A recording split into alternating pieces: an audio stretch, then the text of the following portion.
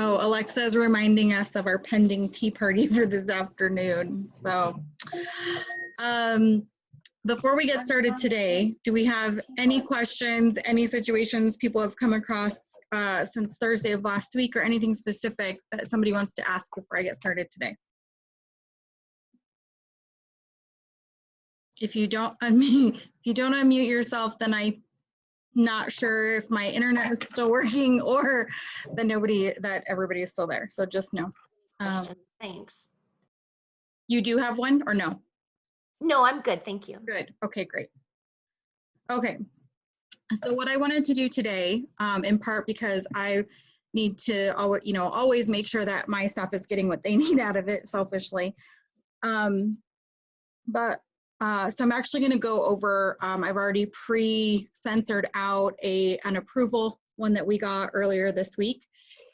And so I'm literally going to walk you through how I review an approval and what my mindset is on how I basically categorize the tasks for working on an approval. Okay, so long before I worked in mortgage, I was a stay-at-home mama, and before that, or I guess after that, I was in the restaurant industry. And one of the things that you learn in the restaurant industry, if you've never worked in the restaurant industry, is how to consolidate and how to multitask. So for example, if you're a server and you have a 3-table section, you wouldn't go to table 1 and ask what their drink order is and then go back to the kitchen and get it and then go to table 2. You'd actually pretty much try and make a sweep of your section, assuming all the tables are full, and see if anybody needed anything from the kitchen, and then go back to the kitchen, get the drinks, get the napkins, get the extra salad dressing, and come back. So with that being the mindset, I think there are a lot of other things that we can relate this to. I often relate it to my house cleaning. I also often relate it to some of the mechanics on my vehicle, or when I wash my car or something like that. I try to think, what's the thing that I need to do now? Because the next step requires time before I can move on to the next step. So I try and get that going. So for example, another example would be, like if you're doing, so in our house, we do a little bit of daily picking up, but every Saturday morning we do hour of cleaning. And inevitably, the first thing that we do is we get the laundry machine and the dishwasher going, because those things can occur and be happening, and we can't do anything more with them until the machine itself is done. And so if we do that and we get those things done while we're doing something else, then we're being efficient, we're multitasking, and we're consolidating our efforts. So that's what I'm going to go through. So this approval is a purchase. We did not submit with the title work. We submitted it to Remen, and Remen still has really quick initial turn times. And so we wanted that approval. Okay, sorry. So we sit on yoga balls where we're at. So I'm sorry if I seem really fidgety, because it drives me nuts when my husband's on it and he's like this and we're talking. So I apologize in advance. If it gets to be too much, just be like, hey girl, like, can you focus or something? Send me a little message in the chat. So anyway, what I do when I go through the approvals, and I'm gonna walk it through with you what I actually do. It's a little bit of a farce because I print my approvals, but when I slow down a little bit and actually use my PDF tools, this is how I do it. So we're just going to jump right into a screen share right away. Okay, I just want to make sure I get on the right screen. Okay, so here's our approval from Remen. Okay, it's got my additional contact. So we have an in-house processor. So here's my additional contact on here. Okay, here's going to be the terms of our loan. This is pretty much true for every approval sheet that comes out to you. So it's a great reference point if you all of a sudden see a condition that's like, wait a minute, why did my debt to income change? Or if it says critical condition, you're over on your debt to income ratios, you're gonna find a lot of that stuff in this area here up at the top, okay? So you're always gonna have your approval broken out into sections. Most of the time it's gonna be something to the sort of conditions that need to be cleared prior to docs, or if you are in a suspended condition, conditions prior to approval. This one says prior to underwriting clear. Basically means before we can get our clear to close, we need to clear these. Okay, these are our prior to funding conditions. So when you have different buckets of conditions, they're going to be headed off. Okay, so this is definitely one prior to funding conditions. Sometimes if you have like maybe an underwriter's trying to get a file out, or they don't care that you don't have a signed LOE, and they want it signed at closing, then they'll put it here. Sometimes they might say, before COVID, they've done things like, hey, bring another pay stub, or bring the first pay stub to closing. Okay, so you got to make sure that you check this before you actually go into closing, or when we check it when we get our clear to close. Okay, so when all of our other conditions are cleared, we always skim down and review the funding conditions. We want to make sure, hey, can you answer this for me? I'm not sure who that is. But we always want to make sure we're not going to get caught with surprised at the closing table with a funding condition, especially if it's something that's required from the borrower. Okay. These are Remen's conditions declared. These are their back-end stuff that their account managers and internal staff will do. Then not all approvals will show you the conditions that are already cleared. Okay, I love Remen's because they always put their mortgagee on it, so that always makes it really easy for you. Then we have our contact people. And the one thing that Remen does that's a little bit wonky that tends to be annoying, and I don't really care for it, is they have a separate section and somebody else reviews title work. So you just have to watch that, because we try and go and get docs out and somebody's emailing saying, oh, hey, wait, you don't have XYZ on your title work. And I'm like, I uploaded that 2 submissions ago. So you really got to learn the systems at each different lender on how they do these things. Because we know that Remen does it this way, we know that when we upload title work, we can't just upload it as a condition. We have to say that it's title work so that it goes to the right person. Just a spam call. Thank you. I always love when local numbers call me on a spam call. And then you have another set of prior to funding conditions down at the bottom. Now, I will tell you, the majority of these are going to be standard, right? Seller's concession not to exceed $1,000. Well, that's contractual. We can't do anything about it. That's more of a check and balance to make sure the CD is done properly. Okay, so most of the stuff in here right now is standard. Earnest money not to show. See, it has a semicolon here, or a colon, because they just manually enter whatever the earnest money on, whatever the earnest money on the contract is. Don't want to erase that.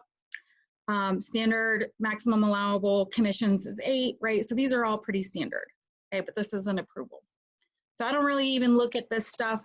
I don't really even look at these down here until we're clear to close, because they're going to change depending on how the underwriter underwrites the file. So now, if you remember, what I said before was, when we go through the approval, or if I print it and use a highlighter, I use one way to mark that I've requested it, whether it's as a processor, whether I've requested it myself from a third-party person, or whether I've sent the email to the loan officer to request the document from the borrower, or if it's something that I have to, like a letter of explanation, right? Once I create that letter and send it out to the borrower for signature and I'm waiting for it to come back, I'm going to mark it as requested, okay? And I'm typically going to do that with a lighter color. And then when those things come back in, I'm going to mark it with a different color. Now, I can't tell you, like, honestly, I cannot tell you how anybody else does this, okay? This is how we do it. This is what works for us. If you want to know if it's successful, our brokerage did 20 million last year. I did 11.5 million with 40 some odd units. This is how we do it. You may find a better idea that works better for you. That's fine. I know my processor uses OneDrive and she puts tasks, like to-do tasks. I don't really know how she does it. Like, I don't know if she does it per file. I don't know if she does it for every day. So like, you can develop something that works for you. The end result is having a tracking system, and it's too intimate to have like a big spreadsheet to go over all the conditions for every file. Okay, so we do this. what we need to get better about is loading our approvals in the borrower file to where everybody can kind of see what's going on and everybody knows like, oh, the processor already requested this. Okay. So now I'm going to go through these and I'm going to actually tell you my thought process on how I do this. This is literally how I do this. So the first time I read it, I just read it to see what it is. Okay. So we need a copy of the veteran's orders showing he's being transferred. We need assets. We need the bank statement showing the earnest money, the borrower to provide a signed letter of explanation confirming if there's a pre-discharge claim pending.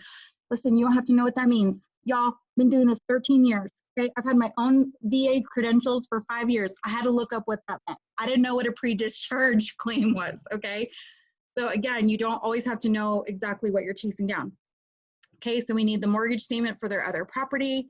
We need to update the 1003 to reflect the ages of the kids. We need an inquiry letter. We have to lock the loan. We got to get the appraisal back. So here's what I do on this one. Let's see. So I'm going to highlight. Okay, provide all the disclosures. Well, I know that these were in there. So I need to figure out, I'm going to go down here where it has the stars. Okay, so the COE provided is for a cash out, which is not acceptable. We knew that. We already fixed. It was a glitch in WebLGY when we pulled it. We need the COE for purchase. Is the borrower refinancing? And we're missing E, I, J, and L. So then I'm going to go up here. I'm going to go, okay, so we need E. Apparently, I don't know how to read E, J, and L. Okay, so that just helps me focus on this really big condition that looks really overwhelming. I know that I really only need these couple of things, okay? Termite inspection, this is in Colorado. We don't do termite inspections, so I'm gonna leave that alone until the appraisal is reviewed. And then if this doesn't get cleared with the appraisal, then we'll tackle that condition. Insurance, invoices, provide all disclosures, including but not limited to, let's see. Missing Remen's signed disclosure of right to receive appraisal. Okay, so what I know from working with Remen is that a lot of these are just stock conditions. And then if we're missing something, the underwriter will notate it for us. So I always try and highlight what it is I actually need instead of having to visually be bombarded with all of this. This is, to me, is like, has anybody in here ever seen the TikTok where it's like the kid who's like trying to tell the sorry, but like he never gets it? That's what this is like for me. Like it just jolts my brain. Okay, so I've skimmed the whole thing. Nothing seems out of line. So now what I'm going to do is I'm going to go, okay, so from the borrower. So I think I'm going to try and split screen here. If I, hold on a second, I gotta stop screen sharing and share it a different way. So give me 1 second.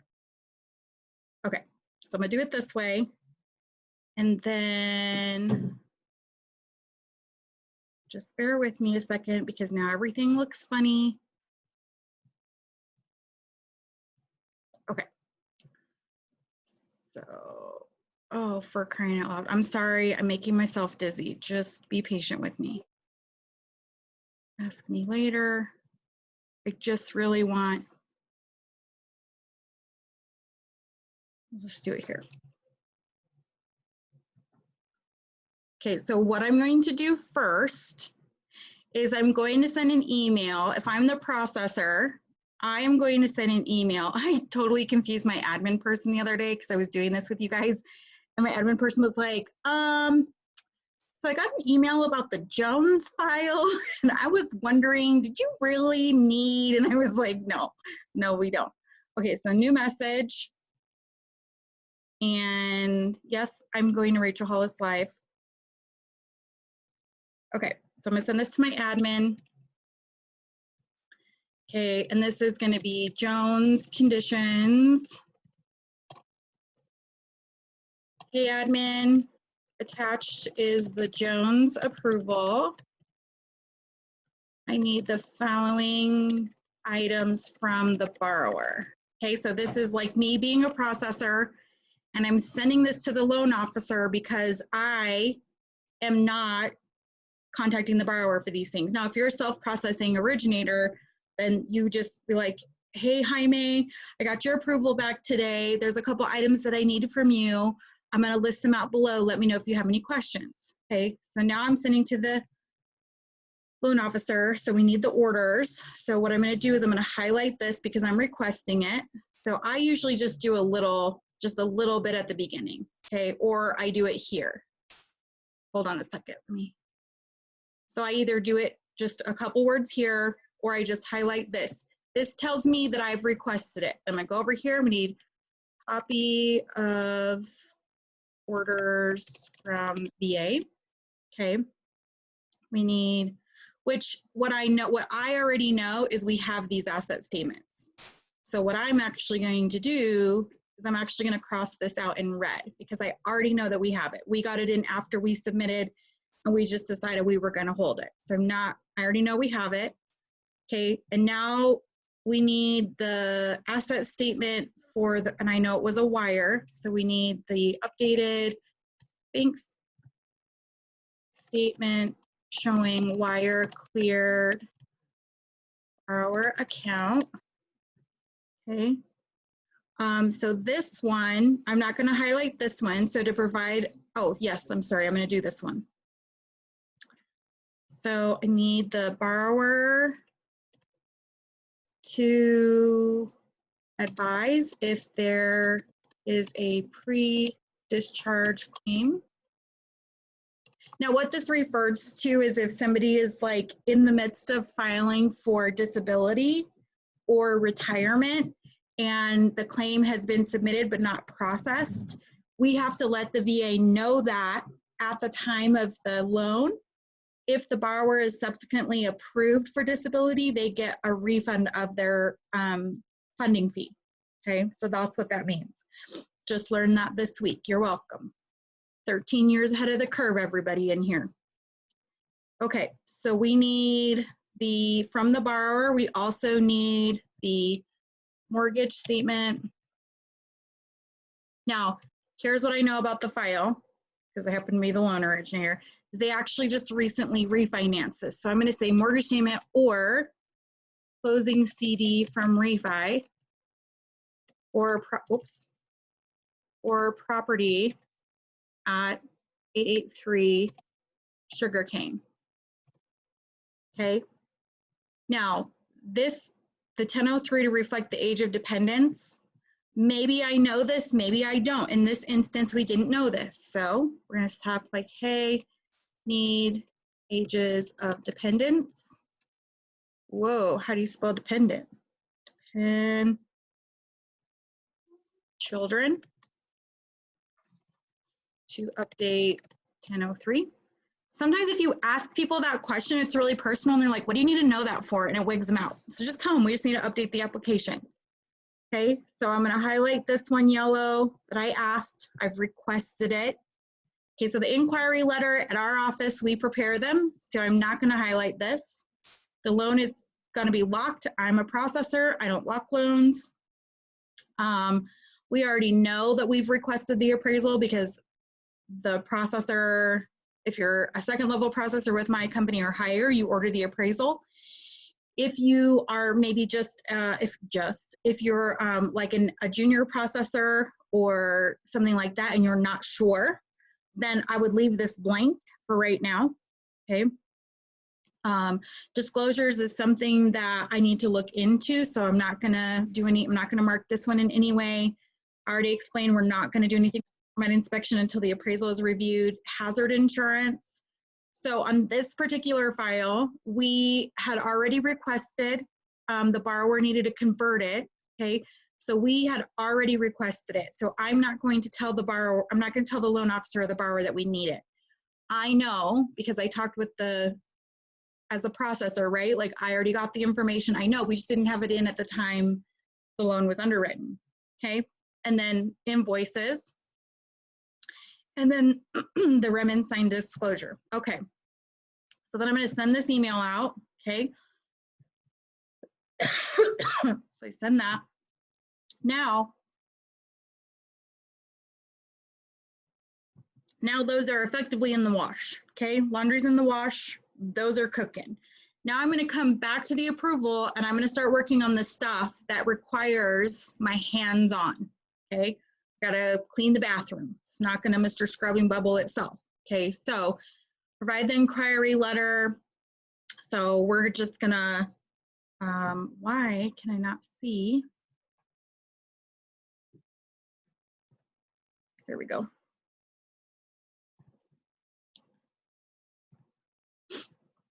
Okay, so let's say we create the inquiry letter. Okay, so we created the inquiry letter. Okay, typed it up. And now we're going to, so we typed it up, talk to the borrower. Well, if you don't talk to the borrower, you just type in what the date was, who the credit agency was, and then you just put applied to, and then leave this next part blank and just put in a blank section for the borrower to answer. And then you could do something like, I did not get new credit. And then you ask them to, depending on what software you use. So like if we were using DocuSign, we would pre-type this in, and then our instructions, we would ask them to omit any inaccurate data. So they would have to make a decision, they would go into the field and maybe they would say, I did, so then they would take this out. There's lots of different ways you can do it. This file I just happened to know because part of the pre-qual for the purchase was knowing that they had recently refinanced this property, okay? So once I do that,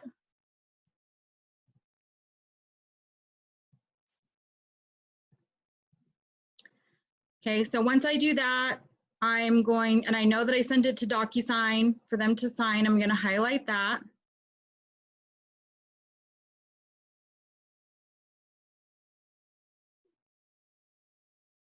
Okay, loan locked, not my deal.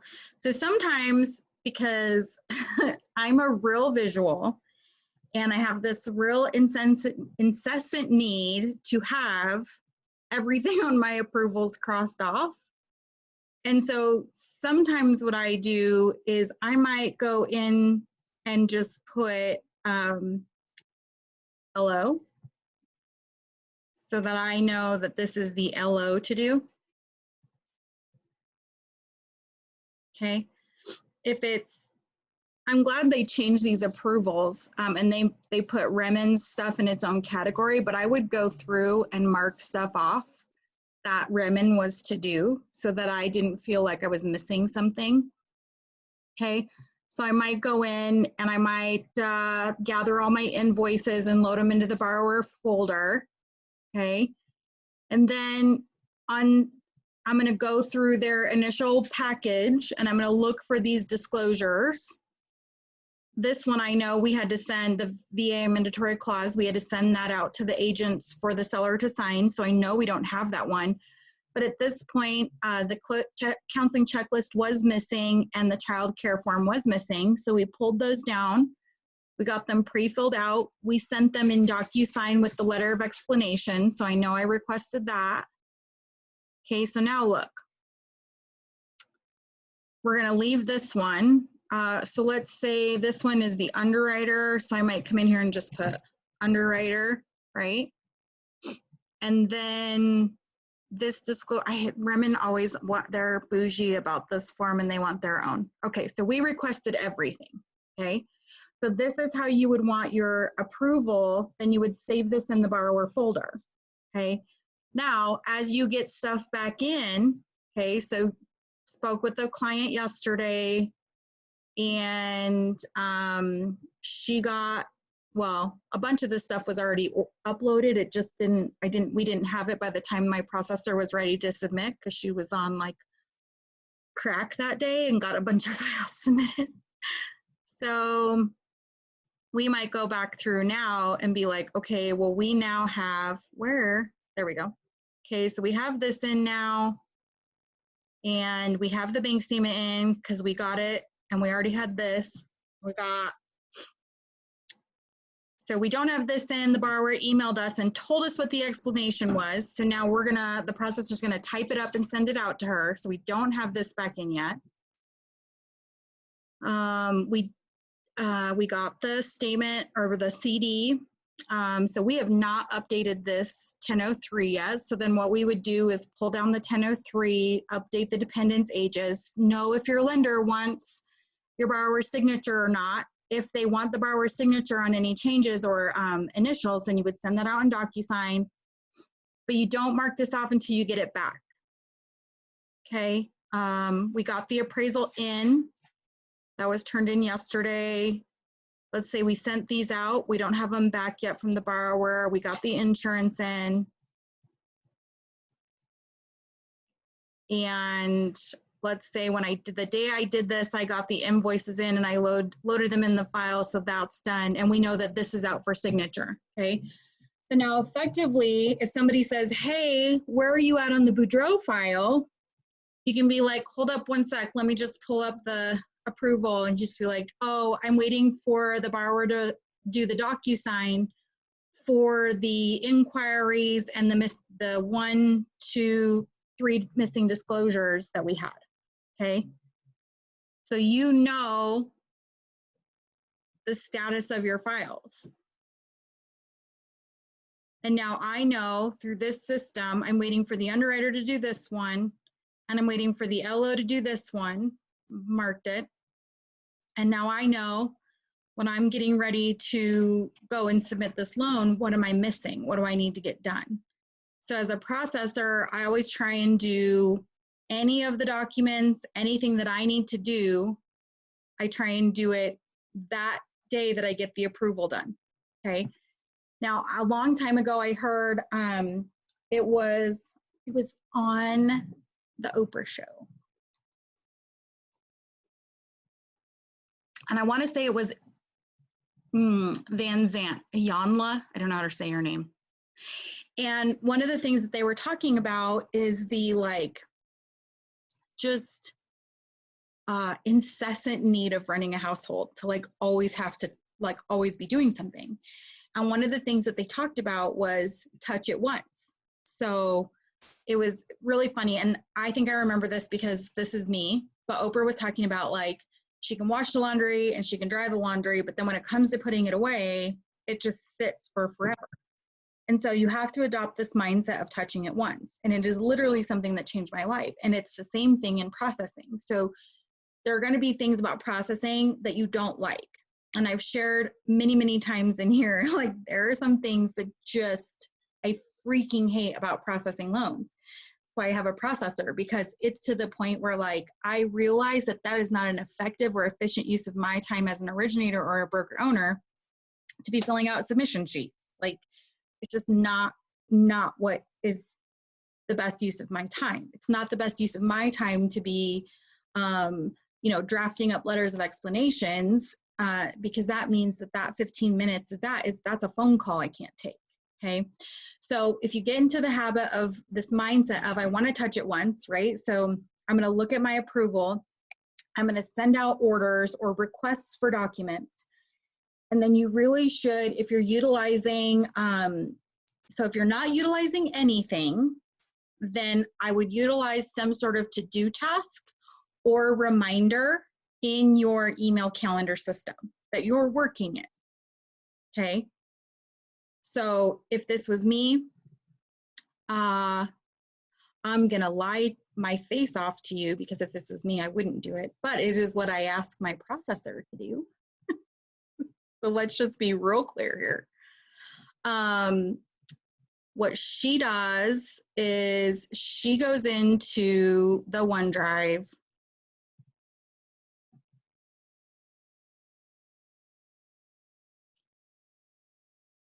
I didn't think it was going to take this long.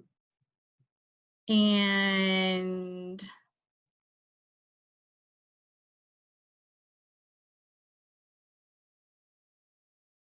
oh, Isabel, you're going to have to come on and tell me where it went. Where did it go? OneNote, OneDrive. Well, she comes in here and sets tasks for herself. That's why I don't know how to do it. where normally it's like right here.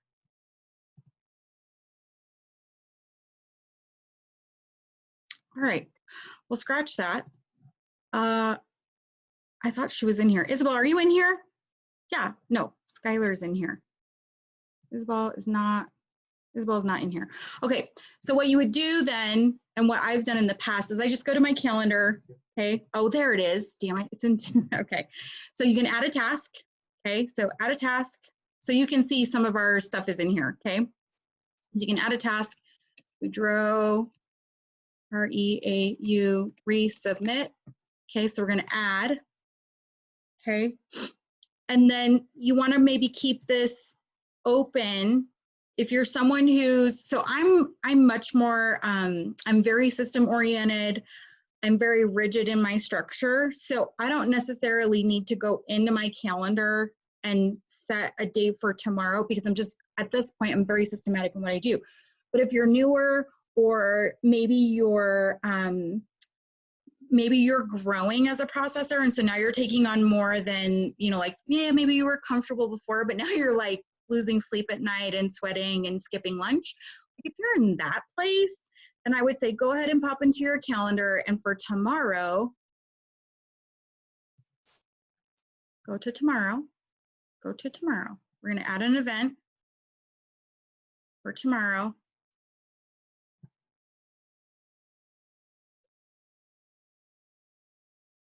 Boudreau, you can do resubmit or conditions, either one of those, right? And then I would say, so like we talked about before, right, that to try and do things before noon. So we want the cutoff time for that to be noon. And let's say we start that at 9. And if you have any specific notes, like maybe you were going to tell yourself to check on, you know, check DocuSign for signatures. Okay, then you're going to save that and then move on with your life or the next file. Okay, so that's how we do this at NextGen. Now, I do this in a paper form because I'm still like, I'm crazy about it. I need to highlight, I need that physical activity. But what this allows, and the reason that this is better, is because once you save it into the shared borrower folder, anybody can come in here and see. Everybody can come in here and be like, oh dang, like this is really being worked on. Like I visibly can see this stuff is being worked on. And now that I remember that there was a title condition,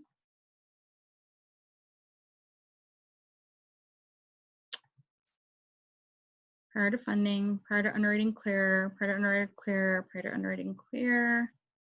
There we go. And that we don't forget this guy. Whoops. I don't know if this guy's back yet or not. Okay, so we're going to highlight that because I know the request was put out. Okay. So any questions about this? And I'm just going to save this. So hopefully when you downloaded it, you saved it into your shared folder. Okay. And then that way, once you're done with your updates, then you just save it in there. Okay, we also have a pipeline tracker. It's new for us because again, I'm really old school and I like using the whiteboard behind us. We normally have our pipeline up here and we would move loans over as they change status. But we decided that basically when we started going to working remote, we needed to have something that didn't require you to stand in front of it, because my processor wasn't going to be able to work in the office with me anymore, where we both could talk about it, touch it, see it, and move it. So we've instituted a processor pipeline. We actually, you know, got on Brokers Are Better and asked, and then read comments. Well, we didn't ask, somebody else asked, and then we jumped into that and started looking over some of the things that other brokers are using. Some of them didn't really feel right for us. And then I think the third one that we looked at that somebody offered up was like, okay, yeah, we made a few mods and then we run a pipeline manager on that. But I think we're at the point now where anything bigger, we're probably gonna have to find something a little bit more automated versus like a spreadsheet inside of our OneDrive. Okay, so any questions on that so far? No, that's great. The only thing I would ask, I think for me, is, if you're printing it out and you're highlighting it, is it helpful or necessary? It might just be my brain to write the date you requested it. Like if you highlight it on yellow, I don't know if that, maybe it's just a first step. Like if you get better at it, it might not be as crazy. So the new pipe, so yes. So let me backtrack. If you're doing that, the short answer would be yes. In the pipeline manager that we have, there are spots for when title was requested and when it's turned in. If you're using any sort, if you or your company uses any sort of CRM, there are milestones in there. And I think we even talked about this here. Let me screen share. Hold on one second. Let me just make sure this isn't an actual borrower. Well, it is. So let me close this out before I share this with you.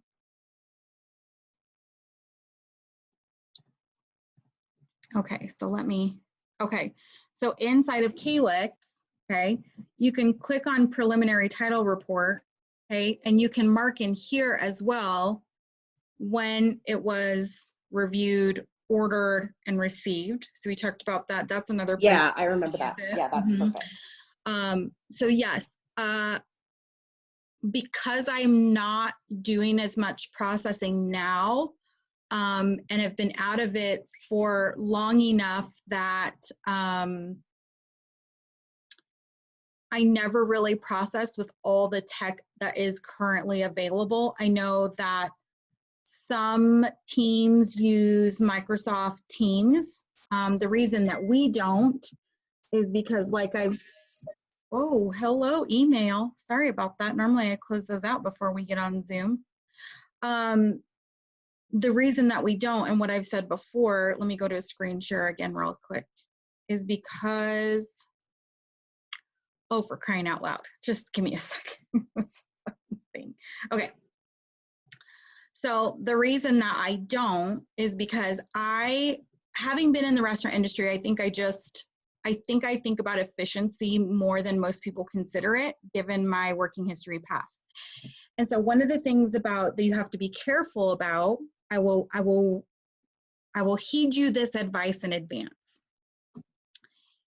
When you are below your capacity, meaning that you are operating within a working level, it's not super stressful, you're successful, you're able to manage your time, what I'm about to show you isn't a big deal, okay? It's not a big deal.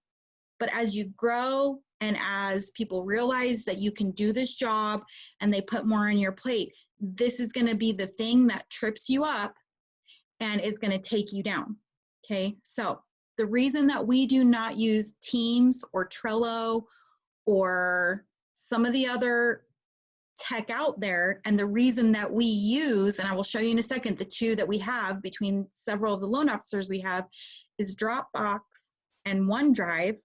And honestly, I don't even know that Google Docs does this, okay? It might, but I don't know that it does. Is that I'm able to link my OneDrive, okay? I'm able to link my Dropbox and my OneDrive right here on my computer. It looks no different than my regular Internet Explorer files, okay? Now, the reason this is important is because when you go to a lender portal, okay, let's just say we're gonna, this drop-down thing is gonna drive me nuts because it keeps going over just a second, okay? So when I go into a portal, if I am going to upload conditions, okay, let's see, I'm trying to, okay, so I'm gonna upload conditions. Okay, so I'm gonna go, let's see, let's just pretend I don't even know what this is, okay? And I go to browse, the system is going to pull up all my Microsoft folders, okay? My Dropbox folders and my OneDrive folders. Now, if I don't do this, and what we've ran into in the past is that you have to, so let's say, for example, Microsoft Teams, okay? You can use it like a shared folder. You, the loan officer, and I even think the borrower, you can do the same thing that we do, which is give them access. We create a borrower folder, we create a folder inside the borrower folder, and we just email that one link to the borrower so they can upload their documents, but they don't have access to their whole file. Okay, okay. I feel like I just described something that is totally not visible. So share the screen again.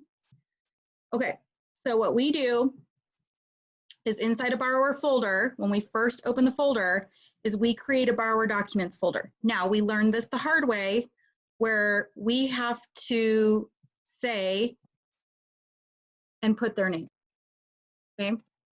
Now, what we do, oh, so it can't be, right, okay, so it can't be renamed. What we do is then we share the link, we grab the link, we make an email to the borrower, new message. I'm just gonna send this to my admin. And then we say to the borrower, just pretend that says borrower, okay? We say, hey, Mr. Borrower. Hey, Mr. Borrower. I am don't judge my typos, okay? I am providing a link to a secure document folder for you to upload the items we request during the process. Please let us know if you have any questions or issues using the folder, okay? So what happens is then we send that off. The borrower can literally click on this and it'll open a folder for them to upload. What happens is that upload, all of those documents that they upload go right into their borrower folder, okay? There's no emailing documents back and forth. There's no, well, I guess that's the important thing. You know, like we got hacked 2 years ago. Now, fortunately, the hackers were just wanting to send a bunch of shit spam outside of our server. Okay, so we were very fortunate. But it was really scary for me as a broker owner to be like, wow, they didn't even know what they had access to, right? So we instituted a bunch of different things. This was one of the things that we instituted so that borrowers can just upload their documents. Now, if we were doing that in Teams, what I would then have to do is go into Teams, download all those documents to the borrower folder, and then when I went into the lender, re-upload them. So I don't have to do any sort of downloading and resaving, okay? Now, you just saw that folder. You got a real quick glimpse of that folder. There was like 20 documents in there, okay? If you're having to download 20 documents and then re-upload them, now those borrower documents are not only now on your computer because they're in your download files, but now all the time and data that you're using downloading folders and then resaving them to a borrower folder. Now, there are probably lots of brokers who will argue with doing it this way. This is also, as much as I love the idea of Arrive, this is also why I don't use Arrive, because Arrive does not do the same thing. And these are the things, these are the little nuances that will affect your capacity. You will bottom out in time doing redundant and unnecessary things like downloading documents from an email, downloading documents from a different cloud storage provider that doesn't sync to your computer the way that OneDrive and Dropbox do, so that you can just, everybody can save in there. It's like a Google Doc. So like if you use a Google Doc and you have multiple people who edit it, and then when they make changes, it saves it, and everybody has access to that final version.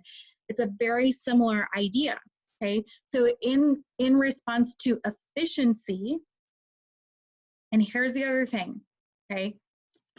I'm coming to you, I'm opening my doors, okay? These are my processors.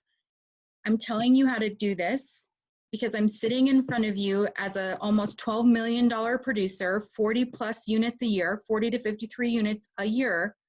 This is how we do it, okay? This is how we do it, and this is how it works. for me to close 40 to 53 units every year. So I would just be mindful that before you start adjusting and doing things a different way, that you take into consideration the source of that information. If you have somebody who's a loan officer who's telling you not to do it that way, I just want you to keep in mind, how many files do they process every year?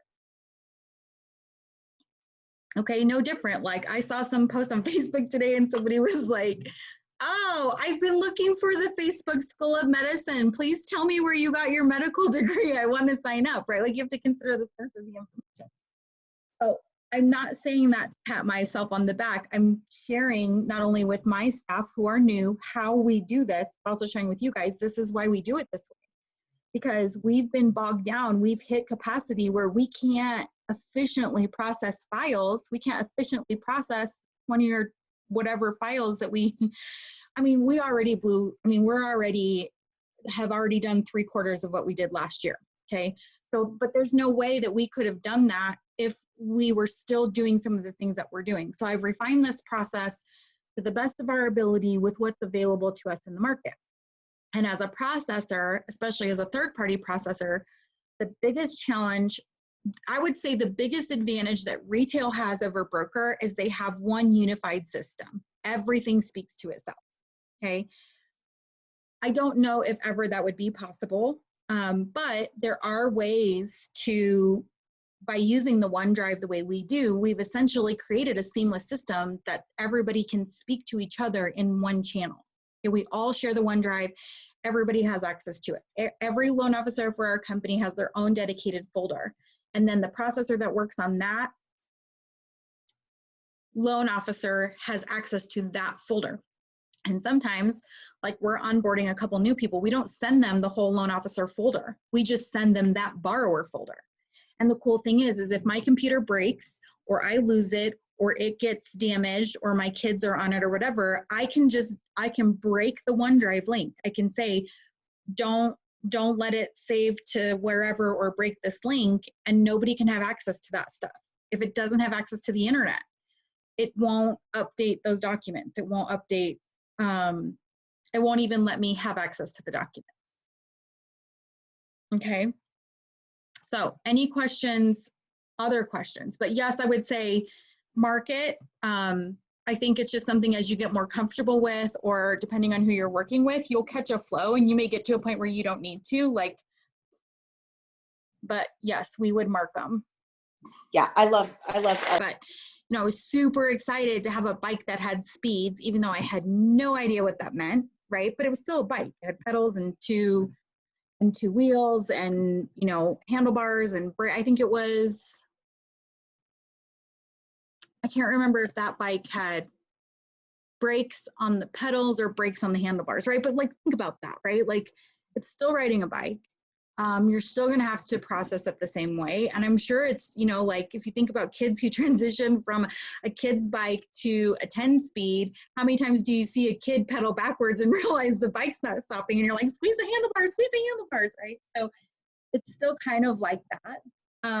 We just are still really comfortable on our 5-speed. And until we have better reason to move our entire staff when we're doing record volume, and ask our staff to earn a new system that also isn't fully functional, just hasn't made sense for us just yet.